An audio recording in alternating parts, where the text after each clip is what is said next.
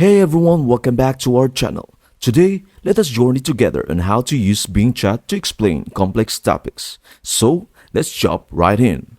To begin, open up your browser and head over to bing.com. If you're not already logged in, make sure to sign in using your Microsoft Edge account. Now, enter Bing Chat, your ultimate tool for simplifying complexity. Imagine this. Complex topics can be like puzzles with many pieces. But fear not, Bing Chat has the magic touch to take these intricate ideas and transform them into everyday language. It's like having a personal explainer for even the most cosmic mysteries. We put Bing Chat to the test by asking it to explain a complex concept, like a black hole, as if we were 5 years old. And guess what? Bing Chat delivered. It demonstrated how it can unravel intricate ideas and present them in an easily digestible manner.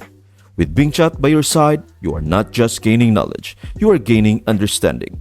Whether you are delving into the mysteries of the universe or deciphering quickly or quirky hobbies, Bing Chat is your trusty guide for translating complexity into simplicity. That's it. Thank you for watching. I hope this video helps you out and see you in the next video.